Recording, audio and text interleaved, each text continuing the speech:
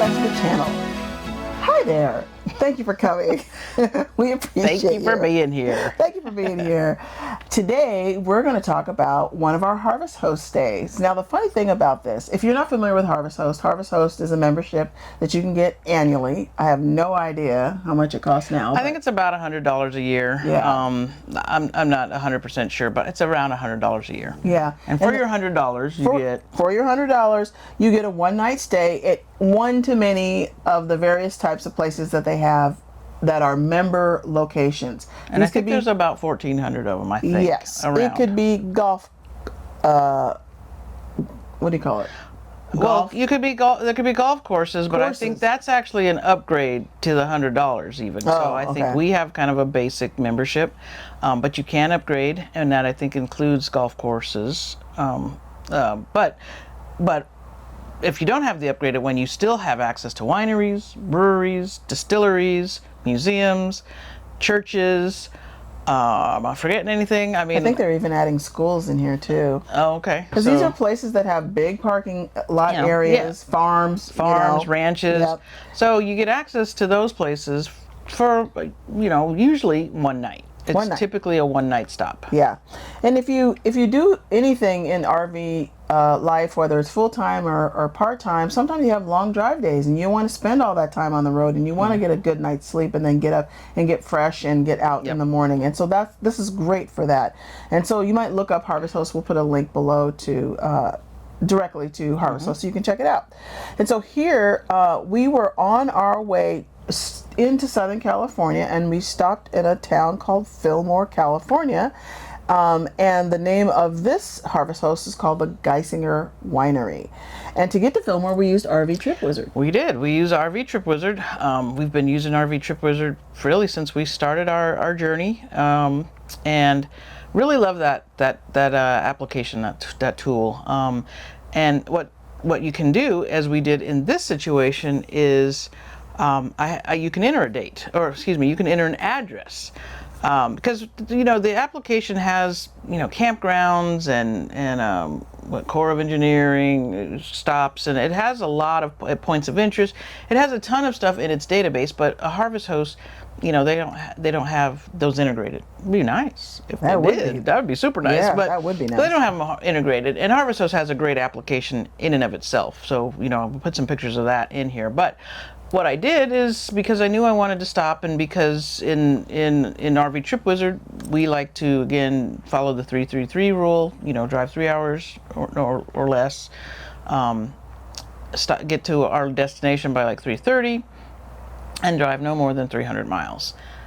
So I can use those kind of the radius view within RV Trip Wizard, and then I can determine, well, I need to find a stop that fulfills those criteria, meets that criteria, and so I look for a Harvest Host, and I can just enter the address and find out where it is, and if it matches, I'll just plug it into our route. So that's what I did that's how I do it for Harvest Host, is I just plug those those addresses into the application, and figure out where I need to have them show up in our route.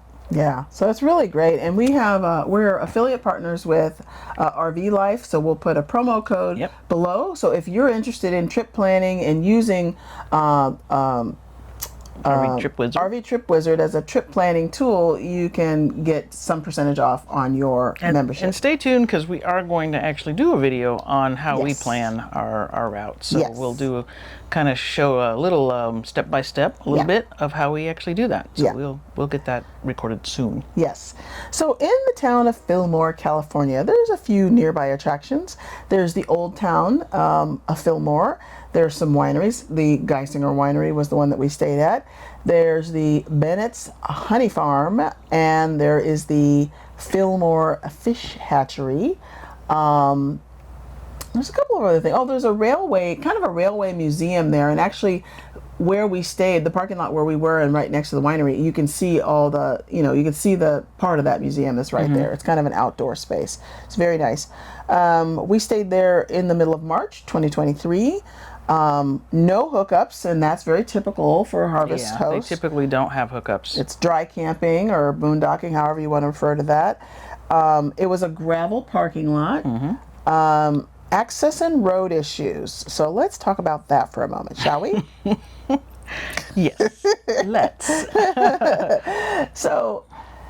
So it's interesting. So one of the things that was different about this particular harvest host from the other 4 that we have stayed at is with the other 4, when you sign up in the app, that whole sign up is in the app. So you can look at your upcoming stays, you can see the address, you can see if there's any directions that they provide for you, you can see if there's any, tips, you can see reviews, you can see all of that stuff. And these folks don't sign up. They don't do their sign-ups in the app. Yeah, I mean, they still have reviews. They still have photos. Yeah. They're listed in the app, but they don't allow online reservations. Yeah, and I don't know if they're still possible to put directions and stuff there, but we had a little bit of a challenge getting to this place because all of this is back and forth in text. We did have a couple of phone calls with the person that was helping us to get there, but our RV Garmin had us going one way, and our truck router had us going another way. Right? Is that what the deal was? I think they had us. I think they didn't match up, but I think one had us turning on a street called Saratoga. One had us turning on a street called Fillmore. I think. Yeah. I don't think there was a problem with either street necessarily, but it's hard to make a call when you're in the middle of trying to get there. Well, yeah, I mean, we're getting ready to turn. We're trying to turn. Yeah. Soon we're trying to turn, and so we're trying to make a decision because we don't know, if one of these is going to be a better situation than the other. So you called. I did. I called the gentleman, and I thought that he was very patient and very nice. I think the challenge with some of this is that, if you live in this town, you kind of make some assumptions about things. And he's like, oh, just turn, go right past Central and turn on Saratoga. It's right near the mechanic shop. On the corner. Yeah, the mechanic on the corner. And the problem with that is there's no sign on the street of Saratoga. There's no city sign there. So you have to really be noticing that. And on 126, which is the road we were on, people are driving very fast. It's just like State Route 126 or California 126 or whatever. And it's 55 miles per hour. Yeah. So people are driving. So you can't be driving down the road 20 miles an hour looking for signs. If it's 55 miles per hour, then people are driving 70. Yeah, right. So so you're trying to, and just because, and the thing about the whole turn at the mechanic, if we were driving around in, a Ford Escape or some sort of little car, I might be able to call, maybe just casually be looking for a mechanic to turn. Yeah. But we're pulling a 44-foot RV on a highway, freeway, whatever. That's 55 miles per hour. Yeah. So it doesn't give you a lot of time to really try to find your turn. Yeah. And Saratoga, the street that we were supposed to turn on, this looks like a neighborhood street. This is not like a major street with a big sign and a traffic light. This looks like you're turning into a neighborhood, so it wasn't obvious. And so, of course, we missed it. And so we had to drive all the way down and then turn around, and find a spot to turn around and make a U-turn on a major highway. So that was no fun. Route 20 or 26. Yeah. So that's the thing that's a little challenging about this. And so, we've decided there's some things that we can ask differently because we've had a couple of issues with routing we've had a couple recently. We have to ask very specifically about the pin drop and the GPS and if there's anything off with that. Because we want to know going in. We don't like making U-turns. No. Not a fan of that. Yeah. And the other thing I think that was maybe throwing us a little bit was, we had our prior harvest host was a ranch. Yes. And this was a winery. Yeah. So I think maybe in the back of my mind I was looking for something that was a little more remote. Out. Yeah. And this happens to be a winery that's really right in the middle of Fillmore. Literally, it would be considered urban. It's definitely an urban winery. Yeah. So I think, again, that was kind of throwing us off because we're turning, like you said, on a street that kind of looks like you're taking us down a residential street. We're kind of going, where is this winery going to be? Yeah, yeah. So I think there was just a couple of things that were going on there that we just, weren't feeling comfortable about or confident about. And then to make matters worse, the Saratoga didn't have a sign. Didn't even have a street sign. Yeah. It wasn't even marked. Yeah. So just makes it a little challenging. And so for these reasons, we're not a fan of doing this stuff at night. We are just not. I can't even imagine trying to roll up in there at night. There's no street signs. You can't tell where stuff is.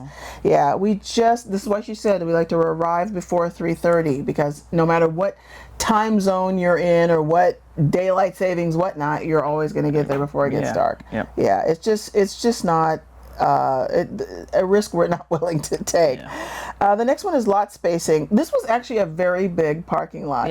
What was unclear is that it was a public parking lot and that it was shared with the winery and the and City Hall. Yeah, that was not very clear. And so with this harvest host, as well as the farm that we had just gone to, it would be nice if there were some signs. Yeah. It'd be nice to see more signage. I mean, we haven't seen really a lot of signage as I think back on many of these stops. I don't think. But people give you a map and it's very clear where you're supposed to park. Right. Yeah. And so a placard on the sidewalk or a sign somewhere would really kind of help. To get folks there, because again, this wasn't obvious. It wasn't really obvious. And we parked in the wrong spot. And then so we ended up parking in the wrong spot. Had to move, but it wasn't that big of a deal because there was really not that many cars there. No, and it was a huge parking lot. Huge parking lot. Yeah. Actually, when we went to the museum, remember they gave us a piece of paper and they had the little parking lot and they're like, X, here's your spot right here. So it doesn't have to be anything fancy, but just something that helps people to understand, where to park. But yeah, it was a huge lot, and we spent some time backing up and practiced our backing up skills. And got ourselves into the right location. the right half of the parking lot. Yes. Other amenities: wine tasting, clearly near the historic city of Fillmore, also known, in quotes as Mayberry. When I asked Shelby was our host there, for the wine tasting, and I said, if you were to describe Fillmore in one word, she said Mayberry. So it's really that kind of a charming town. Short walk to restaurants close to the gas station, and there was a whole area down there where you could get gas. I mean, there was a Vons, I think. There was gas. There's Starbucks, if that's something you're looking for. I mean, they had a lot of stuff, nearby. It wasn't far at all. Next, pet friendly. No specific dog cans or dog bags or anything like that, but it was right next to that, like I said, that open city museum area, and there was a promenade there and benches and trash cans and all that. So that's fine and no problem there. Good management. I already mentioned the fact that you couldn't actually sign up in the app. They do have the listing in the app, but you couldn't sign up. The gentleman that helped me over the phone, his name was Eduardo. He was very patient and friendly. We did not get a confirmation email. With all the other harvest hosts, we've gotten a confirmation email, but because they don't do anything in the app, you get a confirmation text. We already talked about the signs. When you first come in, they have you check in. So you sign in, put your harvest host number, and then there's some rules there for, I guess, like no loud parties. The city, it doesn't allow like sitting chairs up in the parking lot. You can't come in and put your barbecue out. You can't, because some people, I think when they get to these harvest hosts, they do kind of set up a little bit, put chairs out, and sometimes they grill barbecues. Then they don't allow that at this particular location. And it sounds like, and Shelby mentioned this to us. She was very nice, by the way. Shelby was very nice. We did our wine tasting with her. We got to understand a little bit more about the city of Fillmore. Just kind of chatted up with her. We'll put a photo in there. She was being shy in the photo, but just really a great host. Nearby grocery store, we have Vons. There was an AutoZone nearby if you need that. If you need supplies or anything. If you need supplies, And a special moment. We don't always have these at the harvest host, but we actually got a chance to meet another family there. This particular harvest host, I think on the site it says they have 5 or 6 spots. I think. So and they say they're 45 plus size. That they can accommodate. So they can accommodate large rigs. So while we were there, a large Class A pulled in. And the next morning, and they were towing a vehicle, so they were quite large. And then the next morning, I was out, kind of getting things ready for us to leave, and he came over. Excuse me. He came over and introduced himself. His name was Curtis. he was traveling with his wife and 2 small children, and just really friendly. Yeah. Just we chatted a little bit. I think they were just getting started in their RVing. Full timing or whatever they were doing. They were they were getting ready to head north. Yeah. They were going the opposite direction as us. They were actually going to the town that we had just come from. So they were going the opposite direction. Yeah. But it's real nice. Very nice I think people. they don't have a YouTube channel yet, but he was thinking they were going to be called Marriage and Munchkins. Yes. So look out for that. Yeah. Yeah, very nice. He just seemed like a really nice guy. Yep. So top 3, bottom 3. Yeah, I think again it was a huge parking. I mean, it's great that it was just such a big parking lot. And then it was close to The town. you know, and the town and gas. I mean, it literally gas was like 2 blocks away or something like that. in the Yeah, really grocery store, helpful. So it was really nice. As far as bottom, you know, we talked about this already. We got lost because you know we didn't see any signs. So, you know, there was no Harvest Host signage. There was no street sign. So you know that. You know, those things are definitely going to be in the bottom, and then the last thing I think really was the street that the Harvest Host is that the winery is located on. It is a residential street. It is, but I will tell you what, it's like being parked next to a freeway. It was busy, kind of all night. Santa Clara is the name of the road, and it's just a 2-lane like residential street, but it just had a lot of traffic. Yeah. So if street noise is a problem for you, this is not like being on a farm out in the country. This is going to have some real serious. So we don't know what that was all about. I don't know if there was any special thing going on, but it just there was a lot of street noise. Yeah. Just cars going up and down. Yeah. You know, one thing I'll say about Harvest Host, you know, as we wrap up here, you know, when you're looking in the app, always read the reviews. You know, read the reviews for that particular location and see Look at the pictures. Look at the pictures, and then if there's any additional questions that brings up for you, you know what you can ask, you know, for your needs. I mean, and we try to do that. We really do, but I mean, there's been no way we would have. We wouldn't have known that. There would have been no way about not knowing Saratoga didn't exist. That there was no sign. So, no way to know that. You know. And we would have really not have known that even the parking lot was shared or public or, you know. And the only reason that came up is because I was out walking Charlie taking photos, and I was like, that says public parking. Yeah. I didn't realize we were in a public space, you know, because the other Harvest Hosts we've been to, this is on their property. Their parking, in some cases, it's a locked property, you know, like at the ranch we were at, that was a locked fence. Yeah, had a gate. Yeah, so I mean, you know, this was just a very different situation, and so that's what prompted the question, and that's what prompted oh, wait a minute, where are you guys parked? Yeah, so we had to make an adjustment there. Was there anything that we learned about the RV on this one?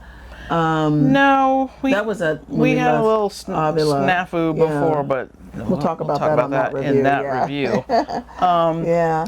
No, I don't think so. Yeah. I think everything worked fine. Yeah, we're just becoming pros at this. Just being able to know what works on the battery, know what works on the generator, just really being able to do a one-night stop on the batteries and setting up our one control to where when the battery limit drops to a certain level, it'll kick on the generator. So, yeah, we're figuring it out. Yep. Yeah, we're figuring it out. Yep, and I'll just say, just quickly before we wrap up, is we did run the generator there, and there weren't no issues. There didn't seem to be any issues or rules around it. I mean, we didn't run it all night. We didn't need to. Yeah. You know, so we just ran it while we were kind of up, you know, watching TV and stuff, and then we just turned it off and went to bed. Yeah, because where we were situated, there were like apartment or living, you know, people living right across the street, so we didn't want to run it too late. So but there were no rules on it because that was not on the list. They didn't bring it.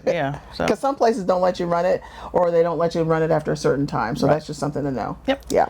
So are we giving this a? Oh yeah, what were we giving this? What's the rating Let's see. on this So the hook. So we don't have hookup. That's not an issue. Road access issues and lot spacing. Well, I'd say the road access was the road access. Yeah, I'd say it's a sideways thumb. Yeah, because the road access problem and getting lost and the signage and all because that. of the poor signage. But I mean, But once we found it, you know, it was very Everything nice. was fine. Yeah, everything was fine. So yeah. And then I think Charlie gives it a thumbs up. He does. He's giving it not a paw up. Not a thumb since he doesn't have He any. doesn't have thumbs. Yes. But a paw. Charlie liked it. He liked to walk around that little Yeah, lot. he Yeah. did. Yeah. So this is our harvest host, our 5th harvest host, the Giessinger Winery in Fillmore, California. If you've ever stayed there before, let us know. How'd you like it? What was your experience? Did you go in, try the wine? Did you meet Shelby or Eduardo? And if this was helpful for you, if even you picked up one tip from this, give us a thumbs up. Let It us really know. helps our channel. Yeah. Or drop it in the comment. We really Yeah. appreciate that too. Subscribe, share, and what else? I think that wraps it up. I think that wraps it up. Thank you for joining us. We'll see you next time. All right. Bye-bye. Bye.